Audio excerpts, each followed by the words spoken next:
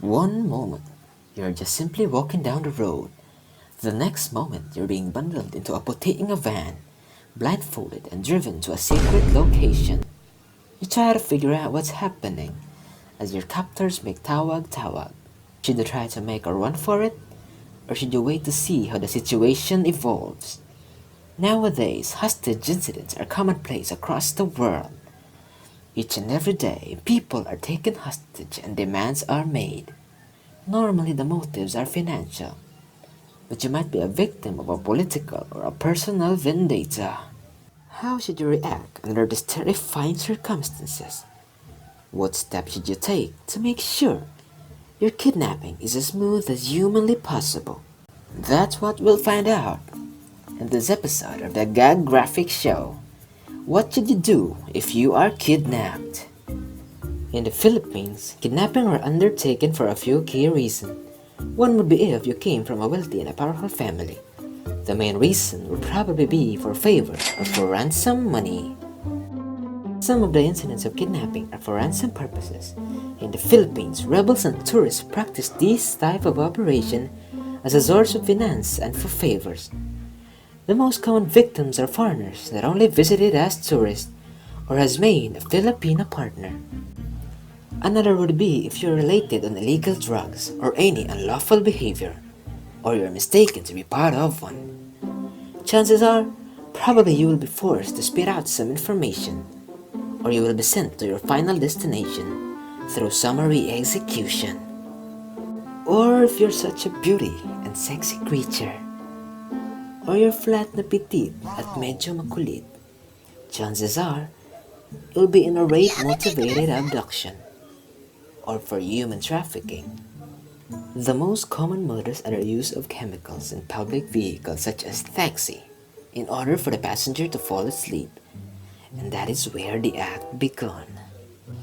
But if you have nothing to offer and you're just simply passing by and caught up in a kidnap situation, there's a huge possibility that your organs is their aim, to be sold towards those who are wealthy.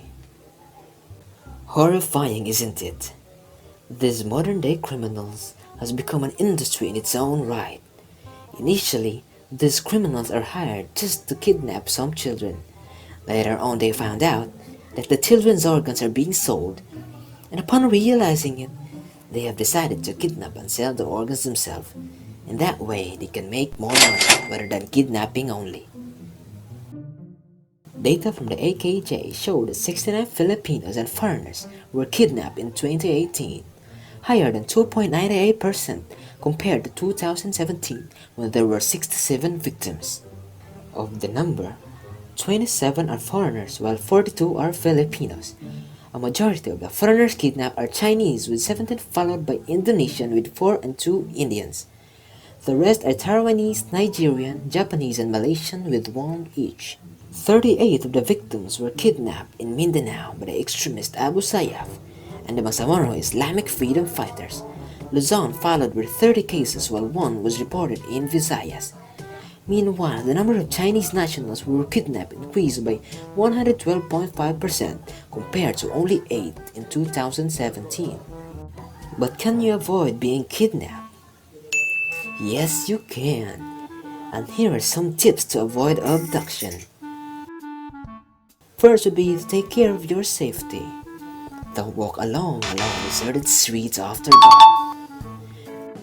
Next, do not accept rides offered by strangers. Once you get into a stranger's car, you are at their mercy, and they could either incapacitate you, rape you, or hold you hostage, and you might not have an opportunity to defend yourself. Let someone know where you are going. If you must meet a new acquaintance, make sure someone knows where you are going and who you are meeting. Leave word with a family member or friend where you're headed, and if possible, give the name of the person you're about to meet and other details you might know. Arm yourself with self-defense techniques and self-defense weapons. Practice martial arts. Learn to break some bones, gouge some eyes, and kick some balls. Or you can bring some pepper spray, some tasers, some knife or some gun. No, Just kidding. But what should you do if you find yourself kidnapped? The first few minutes of an abduction attempt are crucial and usually the most dangerous period of the whole event. If you resist the situation, the abductors may become dangerous. However, if you're in a public place, this may be your only chance to escape during this entire ordeal. Drawing attention to yourself from the assailants may bring others to your resistance. Or after the initial snatch, you'll probably find yourself in a potating van or sa inyong salingan. Somewhere there will be no longer anyone to assist you in your plight. The police recommend that you do as little as possible to endanger yourself or others. But a decision in this initial stage of abduction could be crucial. As impossible as it may seem with a pounding heart and adrenaline flowing through your veins, try to remain calm and focus on what is happening around you. The more composure you have, the easier the ordeal will be for your abductors and ultimately for you. Keep your eyes open and watch what is happening. Make mental notes. How many abductors are there? What do they look like? What do you consider their nationality and or race to be? What accent do they have? Which brand of cigarette do they smoke? And what kind of everyday profession would you imagine they are performing? How old are they? Do they seem well prepared and professional? Or they seem like opportunists? Are we dealing with career criminals? Examine your surroundings. Where are you being held? Is it an office? A warehouse? What kind of business is usually conducted here? Are there any company logos, motifs, stationery, or any object that could assist the authorities in tracking down the location? Observe the surroundings. Would you be able to describe the room, the car, or the location of your temporary host? If in transit, you should count turns and measure distance by counting as you travel. 1, 2, 3, 4 left, 1, 2, 3 right, and so on. Try to work out why you have been abducted. There are various motivations from basic financial kidnap and ransom to political leverage or sexual abuse. Once you establish what your role is in the abductor's plan, you are in a better position to negotiate your way out of it. Try to objectively ascertain what your role is and what is expected of you. Play to your captor's better nature. Try to put your captor at ease by remaining calm and cooperating. It is never wise to make threats or become violent, no matter how impossible the situation may appear to have become. Don't beg or plead. Remain calm, strong, and keep your dignity. Speak when spoken to, and if possible, build up a relationship with your captors without coming across as trying to manipulate them.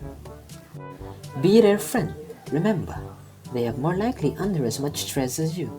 They have been driven to the situation by mental illness, political persecution, or financial desperation. At no time tell that their cause is delusion. Humor them. Attempt to make their cause your cause. Have them think you are a valuable cog in their intricate plan, rather than a wrench. Escape or not escape? Well, that's a personal decision influenced by the circumstances of your situation. Most authorities and experts insist that you should never attempt to escape, claiming that you are statistically more likely to end up dead if you decide to make a run for it. But if you are being held by people who clearly intend to kill you or steal your organs, then there isn't much to lose and it makes perfect sense for you to try and run wild. Use the steps mentioned above to gauge your situation and understand what your kidnapper's real intentions are. If and when a rescue attempt is made, make sure you are in a safe place and do not draw attention to yourself. This is the most dangerous point of the whole process. The first few minutes during a rescue attempt is when kidnappers might decide to kill their captives. Hide from your captors. Try to get behind an object, large and thick enough to provide a barrier against stray bullets, and wait it out. You are no longer your captor's friend. You are their hostage and you need to stay calm and wait for the cavalry to find you. With a bit of luck, an ordeal will soon be over. So, how would you handle things if you were ever kidnapped? Would you take the advice we just offered, or would you have an entirely different strategy? That is for you to decide. But what if you turn out to be a kidnapper? Would you also like some tips and tricks on how to become a great abductor? But that is for another episode of the Infographics Show.